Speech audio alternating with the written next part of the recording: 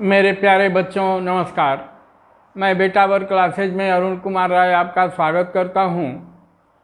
आज हम लोग आपकी पाठ्य पुस्तिका के एक्सरसाइज 3 का एग्जाम्पल 2 के विषय में चर्चा करेंगे। वैसे तो इसमें समझाया गया है, लेकिन फिर भी जैसा मैं पहले भी बताया हूं और अब भी बतला रहा हूं कि मैं चाहता हूं कि आपकी किताब का कोई भी पेज अनटच्ड न रहे।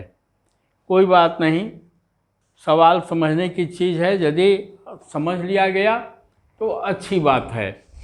ये कह रहे हैं, एग्जाम्पल 2 है, रोमिला एक स्टेशनरी की दुकान में गई और 9 रुपये में 2 पेंसिल तथा 3 रबड़ खरीदी। 2 पेंसिल तथा 3 रबड़ खरीदी। उसकी सहेली सोनाली ने रोमिला के पास नई तरह की पेंसिल और रबड़ देखी और उसने भी 18 रुपये में उसी तरह की 4 पेंसिल और 6 रबड़ खरीदी। इस स्थिति को बीजगणितीय तथा ग्राफी विधि से समझाइए। तो पहले तो हम लोग मान लें कि पेंसिल का मूल्य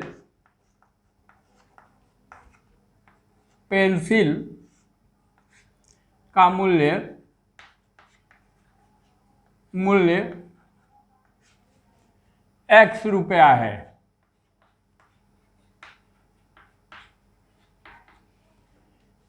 एवं रबर का मूल्य y रुपया है।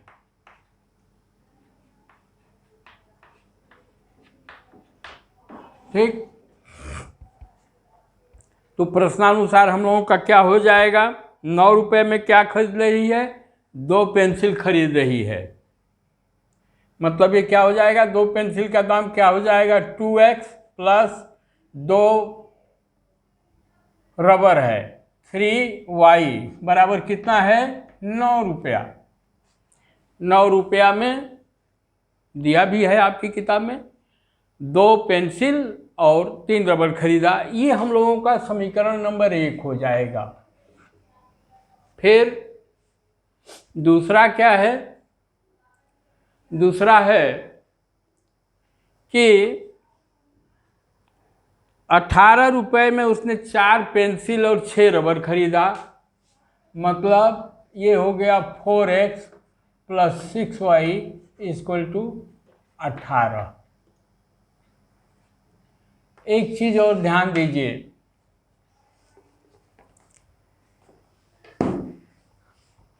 शुरू में मैंने आपको बताया था कि या तो रेखाएं एक दूसरे को प्रतिच्छेद करेंगी, क्रॉस करेंगी कहीं भी, चाहे बीच में चाहे किसी और बिंदु पर, अथवा एक दूसरे के पैरेलल होंगी अथवा संपाती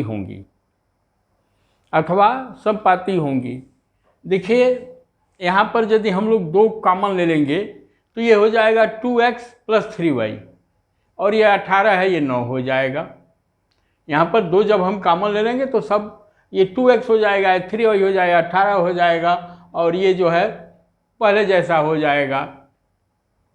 मतलब है तो ये संपाती, क्योंकि एक ही जैसा है। लेकिन यहाँ हम 2 कॉमन, हम लोग 2 कॉमन नहीं लेंगे। क्या करेंगे? हम लोग 2 कॉमन नहीं लेंगे। तो ये समीकरण नंबर हम लोगों का 2 है। किताब में भी इसको पढ़िएगा, समझिएगा।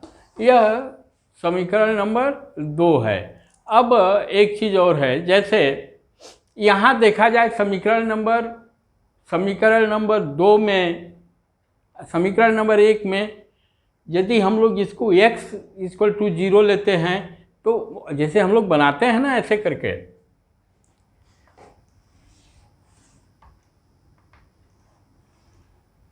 करके हम लोग बनाते हैं।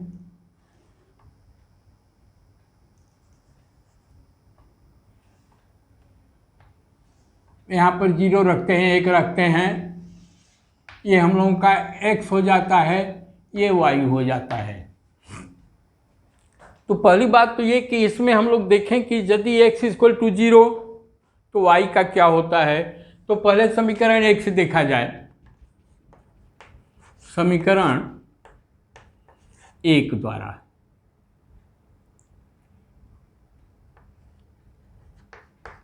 द्वारा y क्या हो जाएगा हम लोगों का,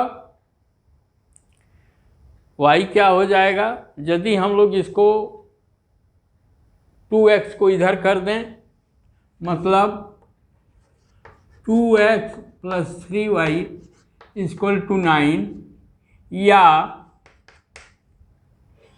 3y इक्वल टू क्या होगा हम लोगों का 9 माइनस 2x या y इक्वल टू क्या हो गया 9 माइनस 2x बटा में 3। ये हो गया y का वैल्यू हो गया, x के रूप में y का वैल्यू हो गया। वैसे ही समीकरण 2 में हम लोग देख लें।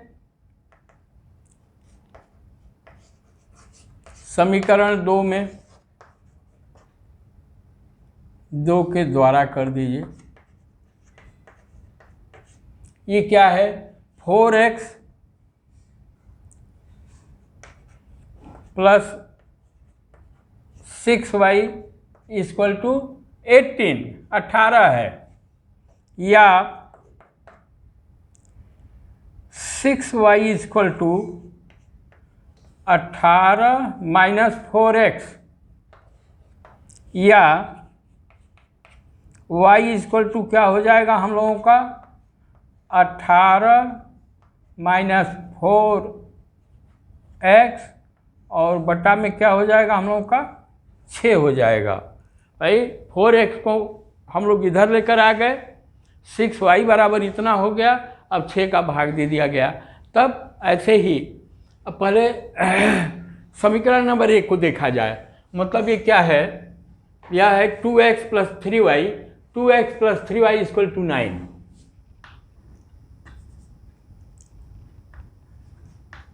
To x plus 3y equal to 9। अब x बराबर यदि, अब y क्या है, y बराबर हम लोग क्या लिखे हैं, y बराबर है हम लोगों का 9 minus 2x upon 3, 9 minus 2x upon 3, ये 3 हो गया। अब यदि x इक्वल टू 0 हम लोग रखते हैं, x इक्वल टू 0 रखते हैं, मतलब तो y बराबर क्या हो जाएगा हम लोगों का, ये है हम लोगों का 9 माइनस 2x बटा में 3। ये क्या हो जाएगा 9 माइनस 2 इंटू 0 बटा में 3। ये क्या हो जाएगा 2 इंटू 0 इक्वल टू क्या हो जाएगा हम लोगों का 0 हो जाएगा, मतलब 9 बचेगा। तो ये हो गया 9 बटा में 3 बराबर 3। मतलब यदि हम लोग y equal to x equal to 0 हम लोग रख रहे हैं, तो y इक्वल टू 3 आ जा रहा है। अब ऐसे ही यहाँ पर 4.5 कर रहे हैं, 4.5 इसलिए कर रहे हैं, आप अपनी किताब में देखिए। आप हम लोग कुछ भी मान रख सकते हैं, हम लोग कुछ भी मान रख सकते हैं, कहीं कोई दिक्कत नहीं है। लेकिन चूंकि आपकी किताब में समझाया गया है 4.5 दे करके, तो मैं 4.5 पर समझा रहा हूँ। यह देखिए, ये 4.5 यदि हम लोग लिखेंगे यहाँ पर x इक्वल टू 4.5, तो ये क्या हो जाएगा हम लोगों का 9 माइनस 2 गुणते 4.5 और बटा में 3। अब देखिए 9 ऋण 2 गुणते 4.5, तो 2 गुणते 4.5 बराबर क्या हो जाएगा 9 हो जाएगा। तो 9 ऋण 9 बराबर 0/3 बराबर 0 में किसी संख्या का हम लोग भाग देंगे तो क्या आएगा, बराबर 0। ये 4.5 पर रखने पर y का मूल्य हम लोगों का हो जा रहा है कितना, 0। अब यह तो एक समीकरण को हम लोग लिख लिए, अब दूसरे समीकरण को लिखा जाए। दूसरे समीकरण हम लोगों का दूसरा समीकरण क्या है, 4x + 6y = 18। तो यहाँ हम लोग लिखें, ये देखिए 1 नंबर हो गया। दूसरा नंबर क्या होगा हम लोगों का, 4x + 6y = 18।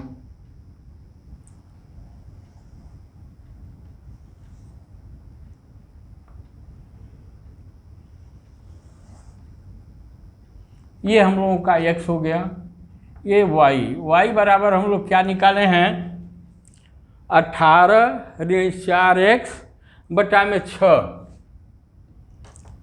18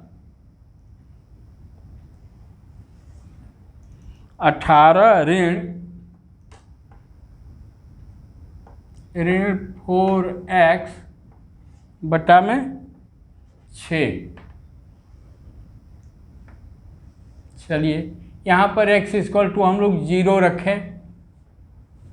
x = जब हम लोग 0 रखेंगे तो चलिए ये है हम लोगों का 18 ऋण 4x बटा में 6।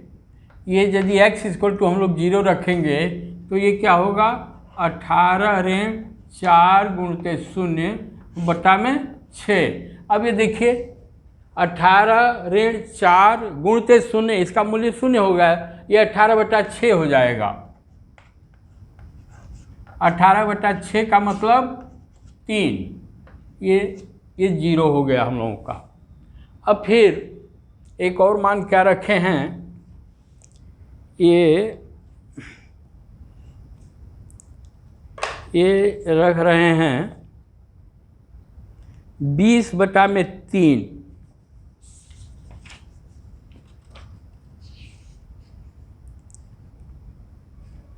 ये रख रहे हैं 20/3 नहीं रख रहे हैं, ये रख रहे हैं 3 रख रहे हैं, जो आपकी किताब में रखा है वही मैं लिख रहा हूँ। यहाँ पर ये 3 रख दिए, हम लोगों ने भी रख लिया। तो ये क्या हो गया, 18 ऋण 4 × 3 और बटा में 6। ये हम लोगों का क्या हो जाएगा, यहाँ ये y बराबर है 18 ऋण 4x बटा में 6।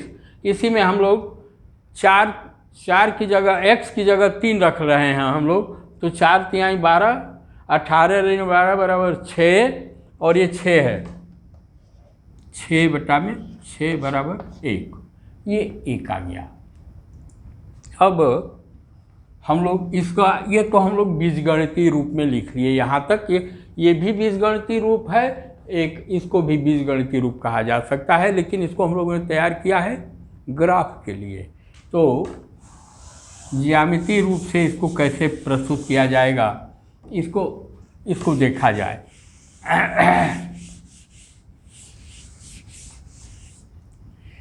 ये इसमें बस हमारी कार्यकुशलता, आपकी कार्यकुशलता वही है कि इसकी गणना जो है एकदम परफेक्ट होनी चाहिए। थोड़ा सा भी यदि गड़बड़ होगा तो दिक्कत हो जाएगी।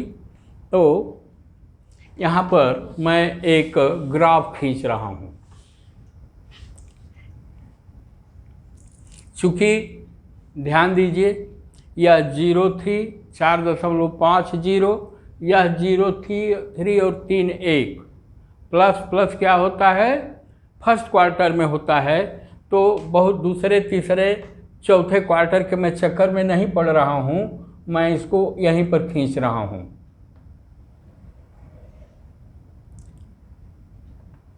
चूँकि हम लोगों का सब फर्स्ट क्वार्टर में ही है, इसलिए मैं इसको फर्स्ट क्वार्टर के को ज़्यादा खींच रहा हूँ। ये हो गया y, और ये हो गया y। ध्यान दीजिए, कोई ज़रूरी नहीं है कि हम लोग इसको भी इधर लेकर आएँ, नीचे वाला भी इतना बराबर खींचें। क्यों? इसलिए कि यहाँ भी क्या पॉइंट होगा, 034.50 मैं लिख रहा हूँ। समीकरण 1 के लिए हमारे पॉइंट होंगे 0.3 और 4.50। यह समीकरण 1 के लिए हम लोगों का है। दूसरे समीकरण के लिए क्या है, 0.3 और 3.1। ये 0.3 4.5 जो मैंने लिखा है वह इसके लिए है, और ये जो दूसरा लिखा है 0.3 और 3.1 ये दूसरे के लिए है। चलिए, मतलब अधिकतम हम लोग 4.5 पॉइंट तक जा रहे हैं, कोई बात नहीं। चलिए इसको हम लोग करें। 1 2 3 4 5 और इसमें आ जाइए। यह मूल बिंदु है जिसको हम लोग O से डिनोट करते हैं। 1 2 3 4 5। अब 0.3 को पहले किया जाए। 0 का मतलब हम लोग का क्या हो गया, यह हो गया, और फिर हम लोग आ जाएंगे 3 ऊपर y एक्सिस पर। 0 हमारा x एक्सिस हो गया, मतलब मूल बिंदु हो गया। तो ये हो गया 1 2 3, ये हुआ, यह बिंदु हुआ। यह हम लोगों का है 0.3। क्या है यह, 0.3 है। फिर है 4.5 और 0, मतलब x एक्सिस पर हम लोग 4.5 चलेंगे। तो 1 2 3 4 5, ये पाँचवा है, तो 4 और 5 के बीचों बीच हो जाएगा, ये हो जाएगा। और 0 माने y एक्सिस क्या है हम लोगों का, 0 है, तो ये हम लोगों का हो जाएगा 4.5 और 0। ठीक, 4.5 और 0 हो गया। हम लोग इसको क्या करेंगे, मिला देंगे। ये हम लोग मिला दिए, ये इसका ग्राफ बन गया। अब दूसरे का ग्राफ देखा जाए। दूसरे का ग्राफ क्या है, 0 और 3। 0 और 3 ऑलरेडी हम लोग ले चुके हैं। 3 1, ये हम लोगों का होगा 1 2 3, ये 3 हो गया, और फिर 1, ये 1, ये होगा हम लोगों का 3 1। एक गलती हुई, मैं इसको सुधार दूँ। इस ग्राफ को खींचने से पहले, हमको पहले 3 1 को डिनोट कर लेना चाहिए था, लेकिन कोई दिक्कत नहीं। हम लोग यह देख रहे हैं कि यह रेखा जो है, मतलब 0 3 4.5 जो हम लोग खींचे हैं वह, और 3 1 जो खींचे हैं ये क्या है, एक दूसरे पर ओवरलैप कर रहे हैं। मतलब यह, अब देखिए इसको हम लोग क्या कहेंगे, इसको हम लोग कहेंगे यहाँ पर 2x + 3y = 9। मतलब ये 2x + 3y = 9, और यहाँ से और यहाँ तक यदि मिलाएंगे तो वो होगा हमारा 0.3 माने 4x + 6y = 18।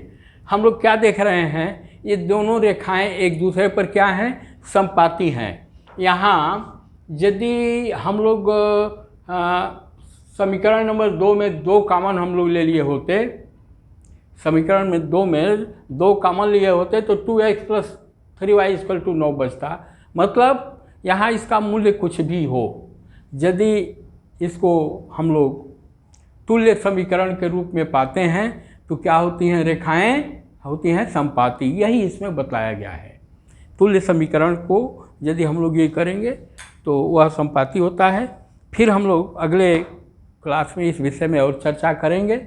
तब तक आप लोगों से अनुरोध है कि इसे आप लोग लाइक करें, शेयर करें, सब्सक्राइब करें। आप लोगों का बहुत बहुत धन्यवाद।